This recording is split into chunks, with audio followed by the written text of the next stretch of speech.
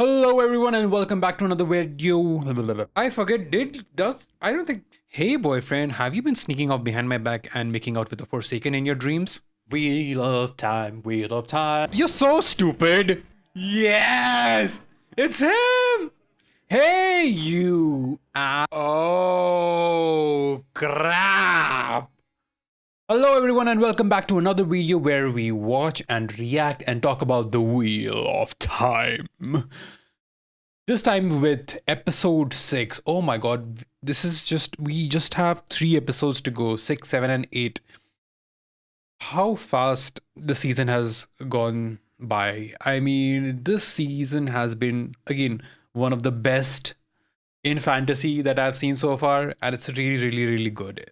I mean, even season 1 doesn't compare to how good the season has been so far, mainly because things are moving forward quite fast and things seems to be like they're more on track rather than diverging away, to get to certain points, because we had to fast track some things in the previous seasons. Regardless how we feel about it, we are here right now and we are going to talk about the Wheel of Time. Just a fair warning, I am going to pause sometimes in between the episodes to talk about what's going on. I might not specifically talk about the differences with the books, but I might just talk about the production aspect of it or the writing aspect of it, if it's better or not, could they have done something differently perhaps. So those are the things that we're going to talk about when I pause the video. But without further ado, let's just get right into this. And for the last time, Amazon, I am trying to make this transformative and not just a simple reaction where I just go, interesting. No, that's not the purpose of this video. The purpose of this video is to talk about the production, the writing, and if you made the right choice, regarding certain story beats. So, yeah, please do not block this. Please do not copyright strike this or any of that, because I'm not trying to pirate this to other people. Anyway, let's get into this. 95 years ago? Oh, poor girl. I guess this is Leandrin? If it's really Leandrin, what happened to the accent? Well, I guess accent can change over time, is how I would justify it. But still, it's very far from Scottish.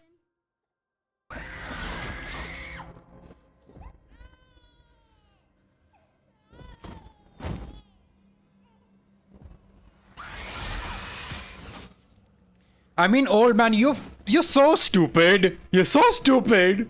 You just saw that person die by this girl who used the one power, and you just moved ahead. It's just so stupid. Hell yeah, do it, do it, do it, do it, do it, do it, do it, do it. Yeah. You're begging elsewhere. So what? Anyone!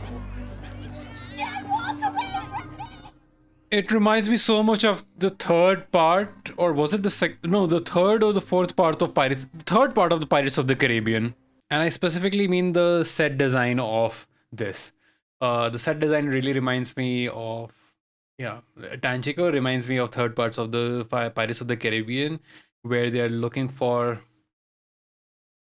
I guess, the Asian equivalent of the, their pirates, and they go into that place where they build the set inside of like a inside of a huge warehouse, or rather the studio. So it kind of reminds me of that. I don't know if this is a real place, or I think it's probably built inside of a studio. I mean, I'll probably find out in the behind the scenes, but it looks like it's probably part of a studio. Hello. Oh, hello, Ishi. You're back?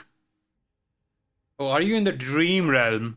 I'm glad we're still seeing Faris again, because he did a phenomenal job. Oh, they are in Telar and Riyadh, I think. Leandrin, are you sitting? Oh, you are in Telar and Riyadh, and you are sitting in the mother's chair. That's Well, it's Dream Realm. You can sit wherever the hell you want. Hello, Mama.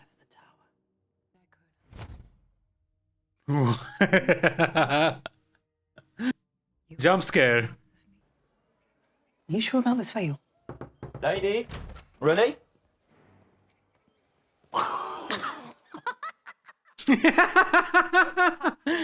You might want to take it easy on those beads. I love Number of beads tell your Min and Matt's relationship.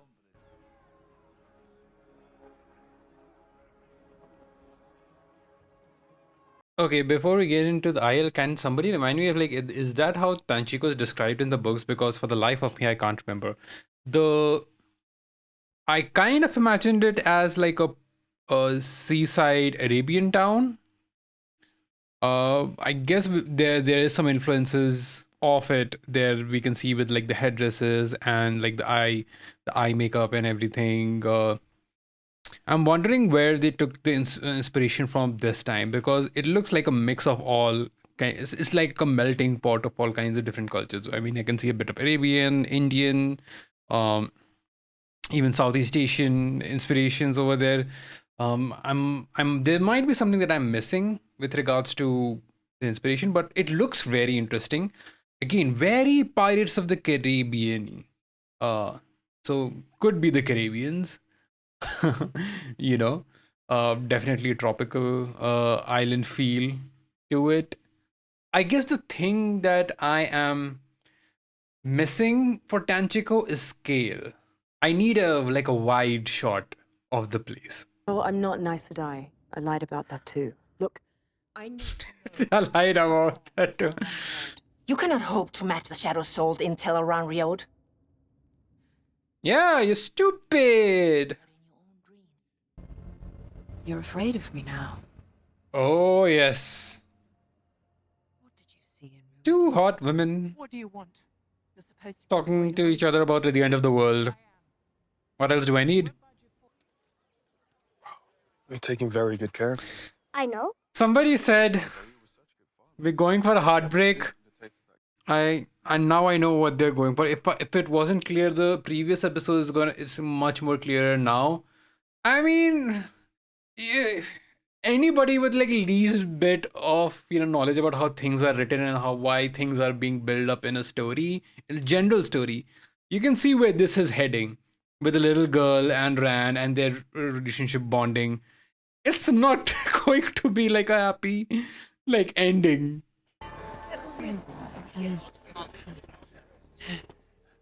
He looks fine. He looks fine. He always said a leader can either take care of the living or weep for the dead. Not both. Oh man, how's Matt gonna find out?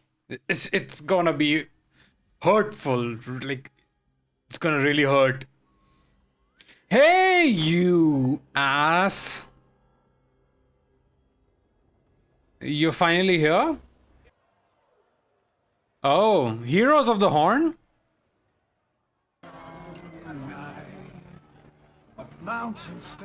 Wait, is it going to be? Is it? Oh! Yes! It's him! Happens differently in the books because it happened with Ran and Kyrian. I don't mind this. This is great. This is good. Tom, wait. I love the coat. I love the coat. Reason his head. His business and mine. So glad we got this time together. Clearly ADR. Let me. I'm so sorry for this tangent. It's ADR. So ADR is automatic auto dialogue replacement, and that's when they have to re-record a dialogue or change the dialogue, and these actors come in at a later point after the shoot has been done into the studio, and they record over their lines, and it's always done in movies and TV series, especially with this level of production, because things might change. You might need an additional dialogue, so you just might use a shot of these two.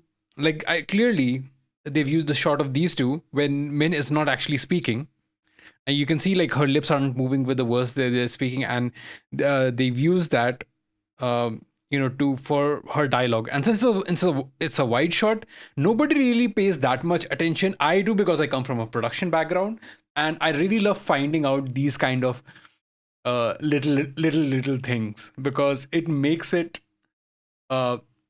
finding these out makes it so nice. Like, hey, I figured that out. And clearly, when you actually see her speaking, you can see the change in the texture of the voice. And that, my friends, is a little lesson in ADR. If you didn't know, if you did, awesome, amazing. If you didn't, it's a little bit of like commonly known film knowledge that you guys now have. That's just my face. You really would make a great Aes Sedai. That's just her face, indeed.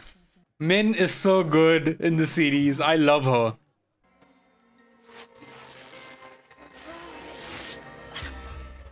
What a weirdo! She is so weird. She's Mogedian, and she is so disgustingly nice. Egwene's training in Tel'aran'rhiod is so important. You can make things a reality and change stuff. Hey, good job. Or no, is it? No, I think Lanfear's here. I mean, you're not so great. Yep. Told you. Ma'am, do you have a kink? So much elbow. So much elbow.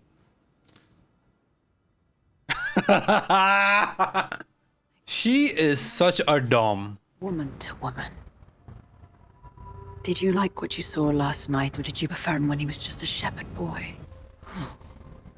He knows everything. In the dream. Uh, You understand me? she's gonna understand soon enough. When she breaks up with her boyfriend.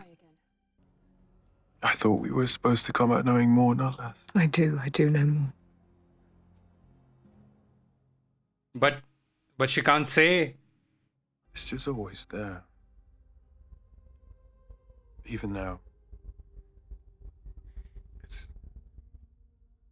Oh, this is good. This is good. The sound design. Run.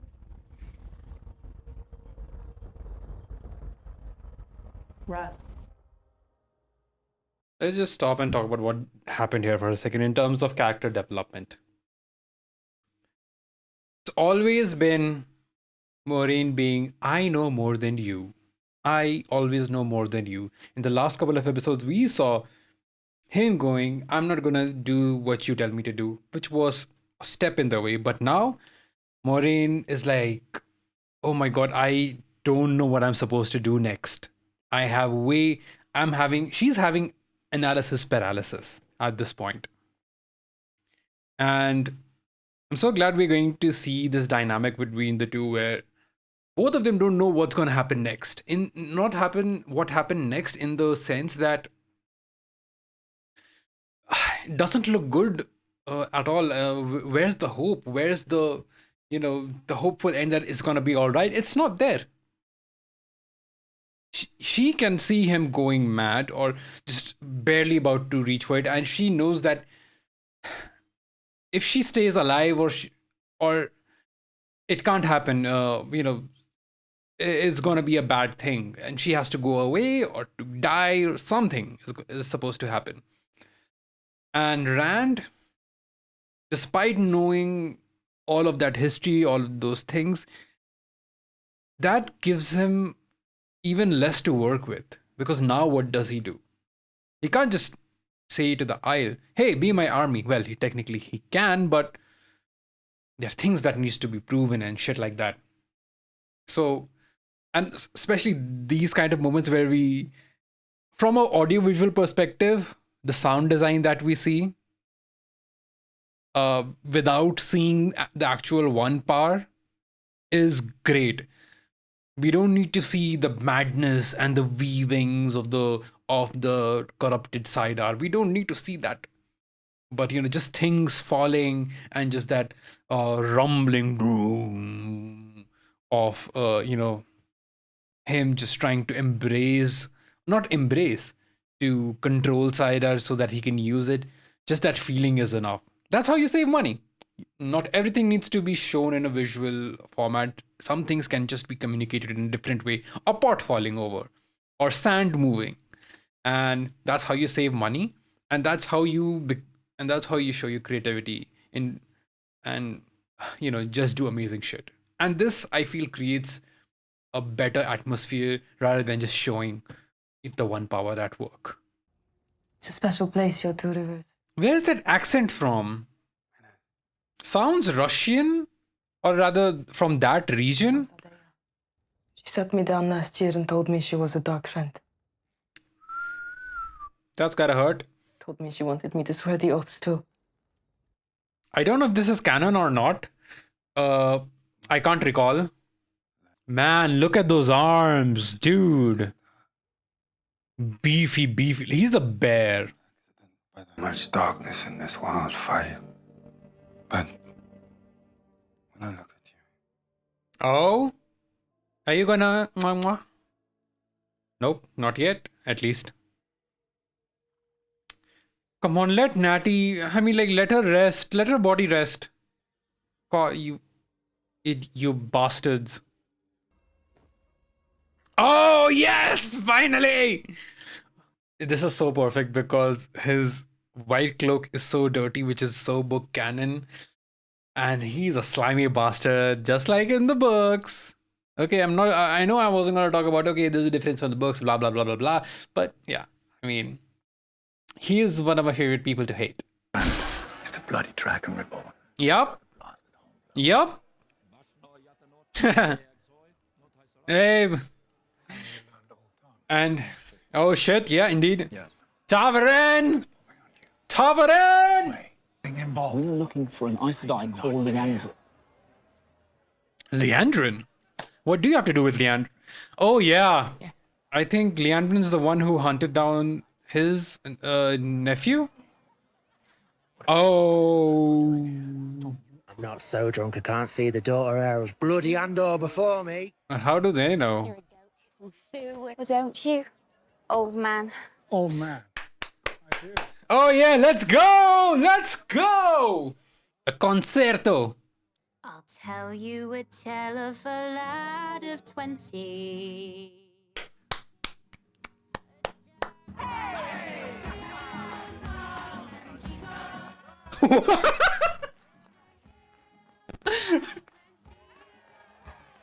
Oh.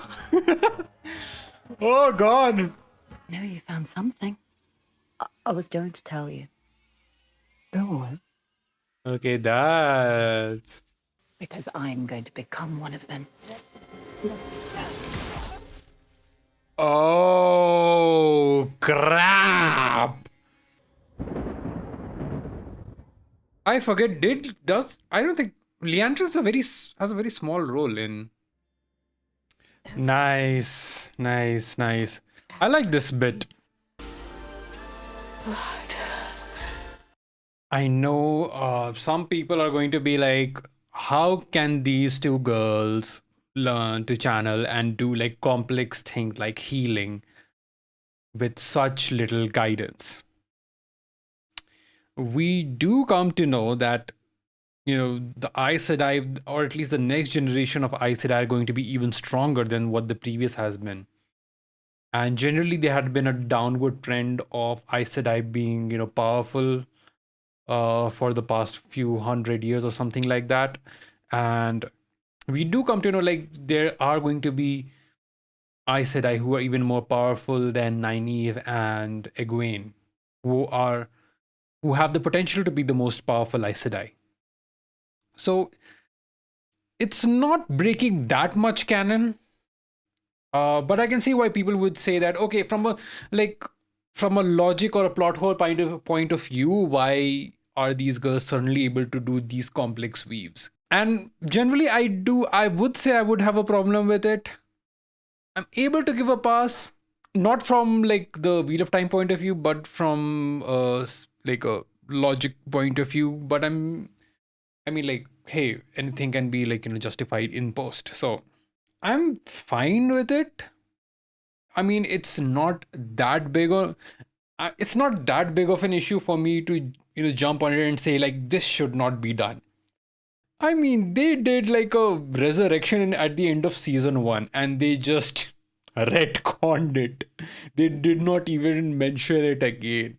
So this is, I guess this is a way to show that there are going to be, like, more powerful Aes Sedai who are able to, do shit and, with little bit of guidance.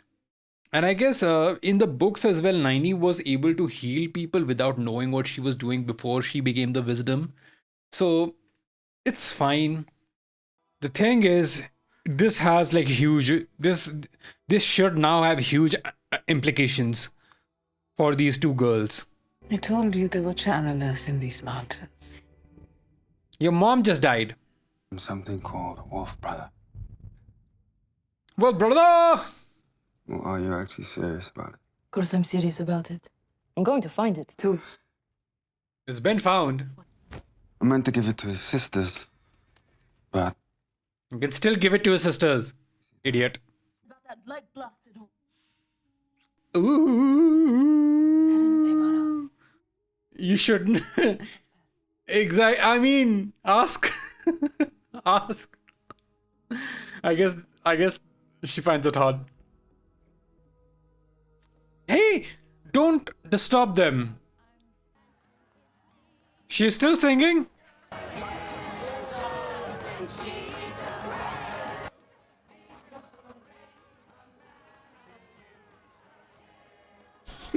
I love Min. I love her so much. Become a Forsaken, and 2 of the 5 the Dark Lord's hunting are in Tanchico.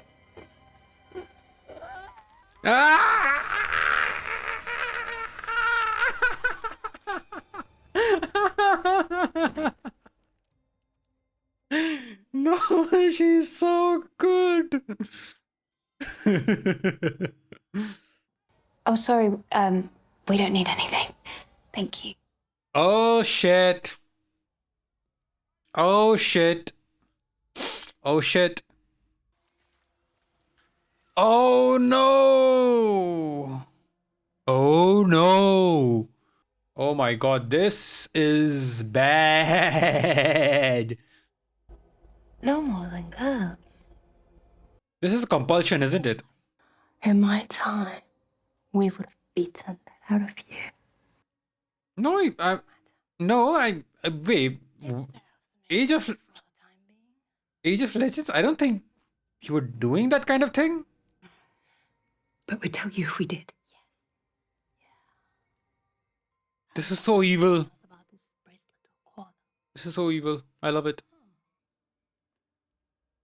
She's disgusted by them. She's so tired. She's so bored. Are you trying to... Oh, can you break the compulsion? Oh, you're good. Good. But careful, Mogedion can kill you. She's ruthless. And you let me do whatever I want. Oh. Obey my every command. Oh, God. This is so hardcore. Oh, no. Ah. Shit. Oh, God, that hurts to watch even. Nynaeve, your fate. From a writing point of view, I can see a big plot hole. Not big, but like a slight plot hole of why would Mogedion clearly leave a mark on her face just to give them away that something has gone wrong. If she's trying to like, hey, make you forget. I mean, I ideally would have left no trace of her, like, oh my god, where did you get hurt? Oh my god, were they here? I mean, that would, make them suspicious. So, I guess, yeah, the series has to happen. And I guess, like, Forsaken are not perfect. They're idiots sometimes. Well, a lot of the times they're idiots in the books as well. So, but Mogedion's just like a sadist. Hey, boyfriend, have you been sneaking off behind my back and making out with the Forsaken in your dreams? I came here for you. You met the wise ones, and you haven't given me a second thought. Shut she's also doing it for you, dude.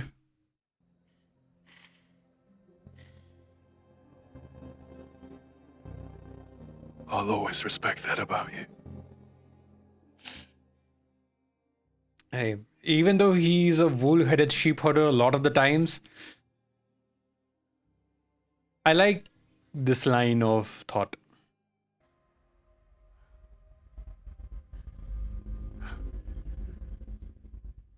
Oh, nice. Yes, please let it all out.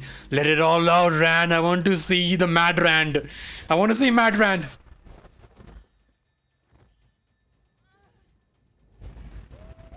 Hey! You've gotten soft loose there. Hey, Samael!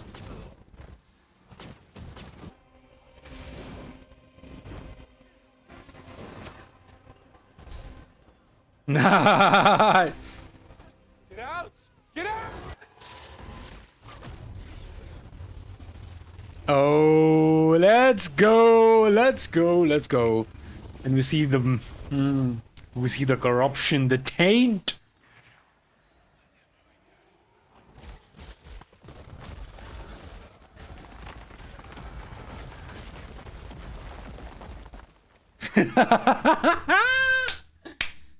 That's my boy. That's my boy. That's my mad boy.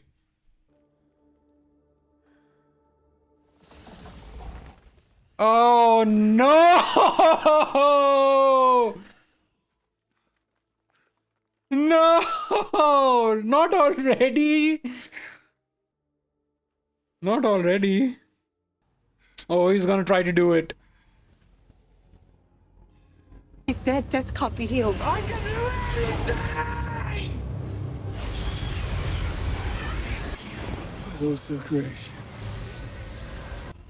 Oh.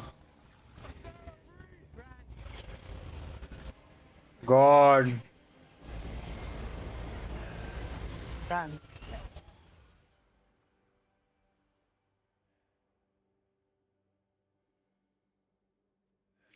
Okay, I love this moment, but at the same time, I wish it would have happened much later. So I don't have a problem with this as a moment because again, it still gave me chills. And in the books, it does give me chills. Like in the books, it was such an emotional moment when he was trying to make this little girl come back to life, essentially, which you can't do. That's kind of forbidden. So it was a really hard moment, and it did this point did make me feel things in the series as well. Although I kind of wish that okay, maybe they would have delayed it like another episode, maybe episode 7 or even 8. I don't know if they have time to go to tier. We just have like 2 episodes left. Is this just gonna be like, oh, go to tier, capture the city? Is it gonna be like that? Because the tier thing is gonna happen, and I'm not sure what they're gonna do in tier exactly. Uh, they kind of showed Samael dying over here. Okay, from a production standpoint, maybe they would have asked, maybe they would have been asked to by the producers to hey, bring it forward to this because interesting things have to happen. You did a lot of setup last episode, and now this episode things have to go down. Maybe Tanchico, this could have been focused more on Tanchico rather. I mean, it is, but still, what I'm trying to say is, I guess they could have found a way to make this happen later rather than resolve arcs like, every 2 episodes. Like him facing the fact that he can't bring people back from the dead is a huge thing, and he becomes really protective of the Aiel and the maidens of the spear. I mean, it's not really a spoiler, it's kind of like you can see where the arc is gonna go. I wish it could have happened maybe at least episode 7, if not episode 8. But I'm guessing it would have been more of a case of the producers asking, hey, can you bring this moment over here?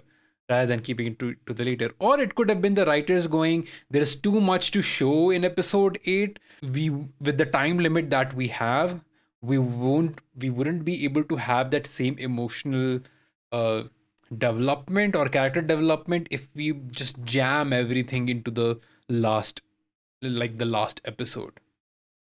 Again, writing for TV and writing for TV and books is massively different.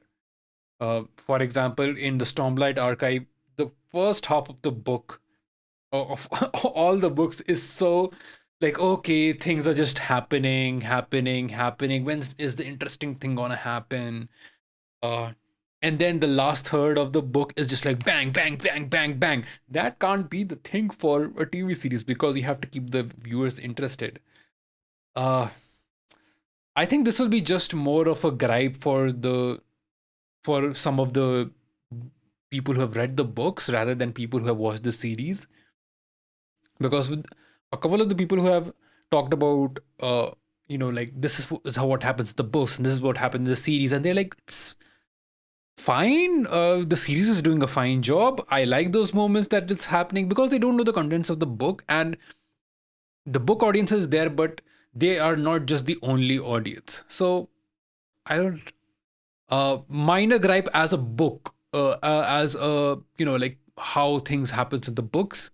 That's my only gripe. But uh, as a person who would be interested in this just as a TV series, who wouldn't have read the books, this does the job. This does the job fine. The Trollocs have come here to destroy us. And they'll attack tonight. They'll attack tonight. Oh, the Tinkers are here. Hey, Tinkers, what are you doing here? Lord Luke, the ass. Then show them. Nice. Fresh flavor for the show this season. It's something. I want to see the inspirations. It's like Pirates meets Zanzibar Old Town flavor, and we also get to see your characters have fun. Zanzibar. To life. Yeah, it was one of my favorite moments of Rand's, definitely in the books, because there's just a couple of moments throughout the books that just change him forever. Oh, Sarah. Randall Thor! Rand is I love seeing Yosha talk about the books. It just makes me trust him so much more. like Okay, quick thoughts on the episode. Really good episode. I like Tanchico a lot, although we only see like little bits of it here and there. We don't see like a sweeping wide shot of it like we do with Tarvalon. I don't think we even see it with Kyrene or any other place except for I think Two Rivers. I would have liked it. I mean, it's just good to have. Really like the reintroduction of Tom Marilyn. It does happen in again, lots of things happen in different order of the books, but they do get the same feeling across, which I'm good with. And they like I just saw the behind the scenes of why they had these moments and had these scenes from the books. The fight with Samael is kind of like a we see the scale of Rand's power, but Samael's an idiot. He is a bloody idiot. And we get confirmation that he's working with other Aiel, or rather the Shido, because we see them and Rand kills them, but Samael goes out like a bitch. he just It just goes out so stupidly. Like, man, how are you even a Forsaken at this point? How are you the Chosen at this point? What? You're just mad. You're just mad as like any other male channeler. So, yeah, he does go out like a bitch, which I wasn't a huge. Well, like, yeah. But I am interested in how they will do the tier thing, because ideally, I think this would have happened in tier. Even considering Ishii is gone, I would have expected, like, in tier Samael have been there, and his fight with Samael for the calendar, and then this moment. So to not see that is like, I'm interested rather than skeptical to see how they will manage that. Are we going to see and I am so glad we also saw a bit of Faris again, because he did such a good job as Ishii, and just to get a bit of a cameo of him is always nice. Leandrin, can we talk about Leandrin? How did her accent change so much? Like I said in the reaction, it could have been, a time issue. Maybe she has been living in Tarvalon for so long, her accent changes. That's just one justification for it. The people who would be against that would say like, why don't all I'll have like the same accent, because they've been there for the longest time and yet everybody has the same accent. TV logic, movie logic, I guess. It wouldn't have been so in the books. Why? Because uh, you're you're much more imaginative in that scenario. So you could imagine all of these separate cultures as having specific separate accents. It's hard for a television or a movie production, because, or rather more of a television production scene thing, from just a casting perspective. Not only you have to get the accent right, but the people right, the actors right as well. Not every actor who like looks a certain way, acts a certain, or looks a certain way, or talks a certain way means that they are going to be great as the character in while acting.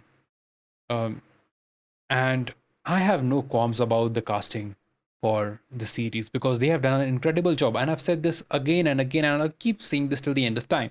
Their casting has been almost perfect. With the thing about the two girls from the Two Rivers learning uh, healing so quickly, I already mentioned that. In the books, Nani was able to heal without knowing what she was doing, even though he's technically one of the powerful healers, or rather one of the most powerful Aes Sedai. Um, it makes sense, but again, we get to see at the ends of the books that there are more people from the Two Rivers who are even more powerful than these two, even more powerful than the rest of them. Uh, One thing I didn't mention is how would a random person from Tanchico would know what the daughter heir looks like, unless they might have seen her portrait somewhere, I guess. How would they know what the daughter heir looks like? So I mean, unless you're well traveled, and that was just something which I didn't think in the moment, but that just goes to show it's not a big deal to be if. Hey, without me rambling on for too long, let me just say this. If I am looking at a series to nitpick or to find out the inconsistencies, I will find them. Whether it is like the most perfect series or the most perfect movies, I will find, like, if I'm looking for it, I will find it, even in the most perfect of films. So it's not a huge deal to find loopholes in a massive world like the Wheel of Time. Again, people will say like, "Oh, this sucks. They could have done this, and that, this way, and that way." Hindsight is 2020, my guy. So there are certain things that you are bound to, because either you have written into it, or you have shot it, or you have edited, or you have thought it from an edit perspective in a certain ways. You are sometimes bound by such things.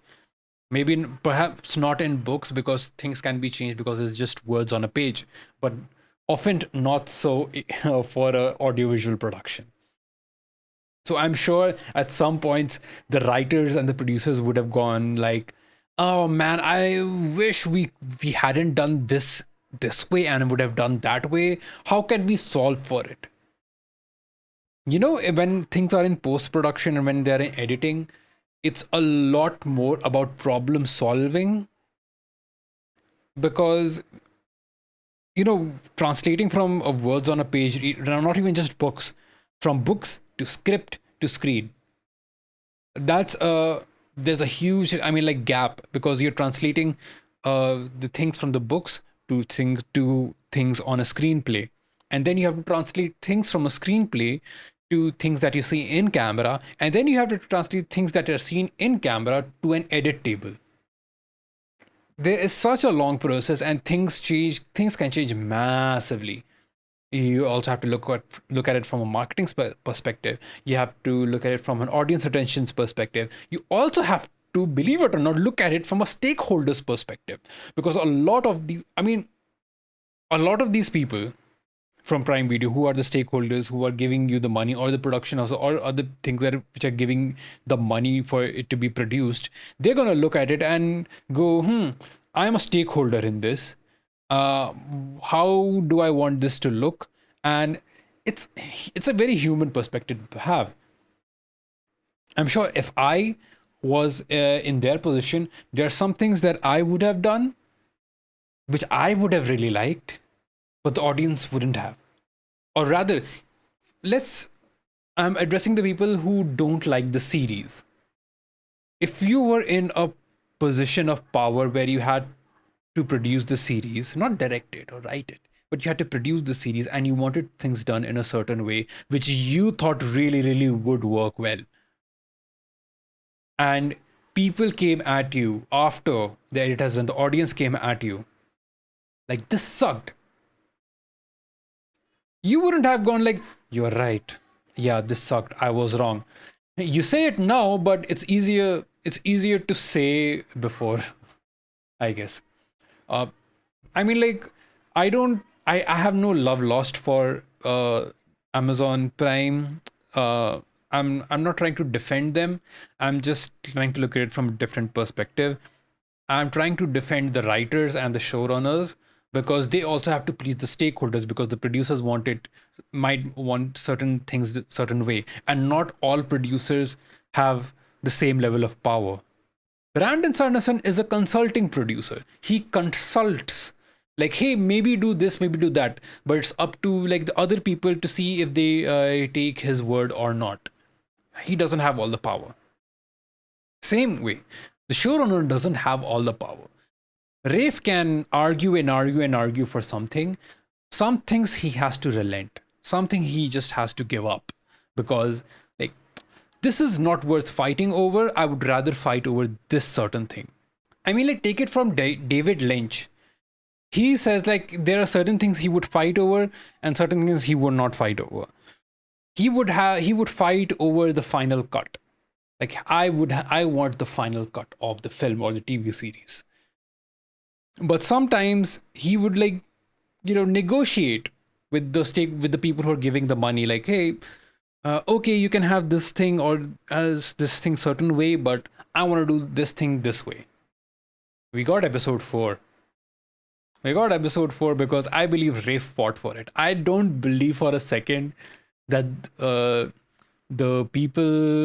major stakeholders would have been like, dedicate an entire episode just to a few flashbacks. Really?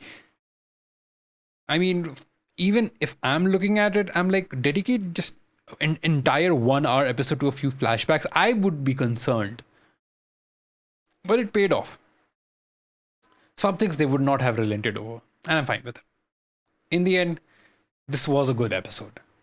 Even though I have gripes with a couple of things that are there, which I mentioned while I was reacting, I don't think this was a bad episode at all. In fact, it's leading up to a high. It's now rising up to where it's going to lead. Like, next episode, we're getting the battle of the two rivers, and which is going to be amazing. And I also believe we are going to get some of, the Tanchico shit going down. And maybe perhaps we're going to see, the Isle, the gathering of the Isle. I hope we do see that. Because how else you're going to do it? And I only think, what I'm assuming is, they might do like a fast forward in episode 8, which I won't be a fan of, but they might have to do. Because how are you gonna get to tier in one episode? Are you just gonna jump cut to like, hey, 3 months later kind of thing? Or are they gonna do what I think they're gonna do? They might be. But if they do, I think they might. I think that's the only way. Regardless, keeping all of that aside, I hope you liked the reaction. This was a really good episode. I love Matt and Min's relationship. I love Min so much. I'm so glad we're getting the way I'm so glad we're getting Min, a lot more of Min this season. She's hands down one of my favorite characters in the series. So I'm so glad about that. Anyway, I'll see you in the penultimate episode next week. Until then, Duvian dise Tovias again.